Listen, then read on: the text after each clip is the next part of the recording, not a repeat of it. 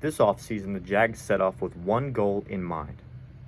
Their goal was to put solid pieces around their franchise quarterback that was supposed to be a can't-miss prospect that people have seemingly forgot about in just less than a year.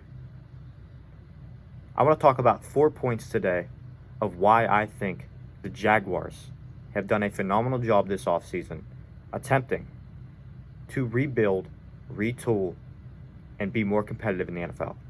Number one is the new leadership. Doug Peterson. Bringing in Doug Peterson, in my opinion, was the best move the Jaguars could have done this offseason. In Philadelphia, he was able to win a Super Bowl. He was able to bring in a lot of veteran guys that wanted to come into that locker room and play. He is a coach that veterans love. He's also a coach that respects his players. He enjoys the game. He enjoys ice cream. We'll watch this video, and then I'll treat you to some ice cream. So let's check out this video, and then again, treat you to some ice cream, man. And he's just an overall good, he comes across as a very good dude. I think he was given a bad rap at the end of his time in Philly. I personally think that him and the leadership in Philly had some disagreements of where the future was kind of heading. And because of that, he was on the outs. And Philly moved on with someone fresh, someone new, someone younger that they could possibly control. And I don't think Doug wanted to be controlled, which is why I think Jacksonville is a much better place for him, because I think in Jacksonville, Doug is going to have more control. He's not going to be the GM. That belongs to Trent Baalke. But him and Trent Baalke will be able to work side by side, unlike how I think it was working in Philly, where they were kind of working against each other. And I think things will begin to flourish for Jacksonville because of this. The second point I want to discuss is the Jacksonville Jaguars past as an organization. The Jaguars do not have a solid track record of hiring good head coaches, drafting all that well, or retaining the good players that they draft. Over the last few years, they've had multiple different head coaches. Urban Meyer was the latest, and it was an absolute dumpster fire from beginning to end. He didn't even last the full season. He was supposed to be the guy that turned the program around. And just yesterday, The Athletic released an article discussing Urban Meyer, and it was a disaster from the beginning. In the preseason, he talked about how if a mistake that he saw on film happens again, he'll cut every single player on the team, and they won't be able to do anything but go out and get a $15 an hour job, which is an extremely disrespectful thing to say to a lot of the veterans included in that locker room that decided they no longer want to be there. And because of their poor hiring processes in the past, because of their poor ability to draft in the past, the Jaguars have been stuck in this redundant circle of suck. And that's where they've been for multiple years outside of their 2017 run to the AFC Championship game with Blake Bortles, that extremely great defense, and Leonard Fournette in the backfield. But you look at their roster then, and you look at their roster now, and there's very few, if any, holdovers that are still on that team from then. Which is why we get to my third point, the additions. This offseason, the Jaguars have been very aggressive. In the opening days of free agency alone, the Jaguars spent $259.5 million on 7 veteran free agent pickups. A lot of them I am a huge fan of, specifically the first one, Brandon Scherff, offensive guard that came from the Washington football team, aka the Washington Commanders. He's a fantastic player. He's going to fit well, and this lines up with what their goal is for this offseason. Put pieces around Trevor, protect Trevor, and give him the best opportunity to succeed. That's why they brought in the next guy, Christian Kirk, wide receiver out of Arizona. He's a fast wide receiver, but he's never had 1,000 yards in his career. He got a deal that can be worth up to $84 million, which is a lot of money. It's only a 4-year deal as well, which is a lot of money for a wide receiver that has never had 1,000-yard season, never been the number one, and I don't think will be asked to necessarily be the number one. He'll just be asked to create separation, get open, and be his best. And then they brought in Zay Jones, wide receiver out of the Las Vegas Raiders. He's a very good receiver. Some would say he got overpaid. I think it's well-deserved because he works his tail off all the time. He has the ability to stretch the field, and he's probably going to be a starter this upcoming season, so he's receiving starter money. Another addition is Evan Ingram, tight end of the New York Giants. He's had drop problems, but it's a one-year deal. They went aggressive with him. I don't think he had that large of a market, but the Jaguars already have a tight end in Dan Arnold, who is a number one. And I think he'll receive a larger workload, Dan Arnold. I think Evan Ingram, this deal that he currently signed, says that they want to be experimental with him. Use him how his talent says he should be used. He's a fast guy. He's not that great of a blocker. Use him as a slot weapon. Use him as a flex kind of wide receiver tight end position and see where it leads, and it could lead to some success. Now, on the defensive side of the football, they signed 3 in Folaronsu Fotokasi, defensive tackle. He is a very young guy. He's going to boost that D-line. They also signed Foye Aluakon out of the Atlanta Falcons. He's a linebacker. He's there to replace strictly Miles Jack.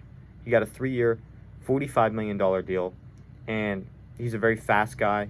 He's quick to the ball. He's going to make plays. And then the last addition of the offseason, the major additions of the offseason that they've made so far of outside veteran free agents that they've signed is Darius Williams. He's a corner. And it was very early that they signed him for a 3-year deal worth $30 million. And he's going to probably be a slot, maybe outside guy, possibly across from Shaquille Griffin. But he would more than likely be in the slot because the other corner, Tyson Campbell, is likely going to be the number 2. And Darius Williams is a very, very good and veteran to bring into the locker room and very, very talented corner, specifically to put in your slot. He's going to help that young, very young secondary and mold them and be a veteran leader on that defensive side of the football. Now, they also were able to retain tackle Cam Robinson, which, again, aligns with their goal of protecting Trevor and putting weapons around Trevor. I'm a big fan of the moves the Jaguars have made this offseason, but I want to specifically talk about that wide receiver trio that they brought in. Well, not the wide receiver trio, but the receiving core trio that they brought in and how they mesh well in that offense.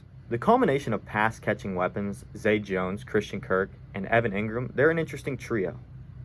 You put them in an offense that, again, already has Dan Arnold, already has Marvin Jones Jr., and you have a very solid receiving core. Now, nobody in this receiving core is a take-your-breath-away type receiver like Justin Jefferson, like CeeDee Lamb, like Stephon Diggs. Nobody is on that type of level like Devontae Adams even. But as a group, as a whole group, as a 6-man group, they can do some damage as well. Now that's a lot of damage! Some defenses, specifically some of the ones in the AFC South that I think have weaker secondaries, and if they protect Trevor, this is a wide receiver core that, unlike last year's, can create separation. That wide receiver core last year had Marvin Jones Jr., it had Laviska Shenault, who's still on the team, but I don't think will be by the time the season rolls around. It had DJ Chark, but he could not create separation. But he's a solid receiver, but they did not re-sign him because of the fact that he can't create separation. So he signed with the Detroit Lions. And Jamal Agnew, who was more or less a special teams guy, but was one of their more electric players to watch and better receivers on the team, which is sad because, again, he's a role player / special teams guy his entire career. None of the individuals that are currently now in the wide receiver core, Zay Jones, Christian Kirk, Evan Ingram, or Dan Arnold, none of them are necessarily like guys you'd want as your number one. Nobody that you'd be like, oh, that's the guy that I'd want to be my number one option. But again, as a group, they're going to do very well. But they're much better than the receiving core last year because the receiving core last year for the Jaguars did not have the ability to help Trevor Lawrence develop and grow as a pass catcher in his rookie year because unlike a lot of college offenses where the offense is schemed to leave wide receivers wide open with like 10, 15 yards of space, that just does not happen in the NFL with the high level of corner play.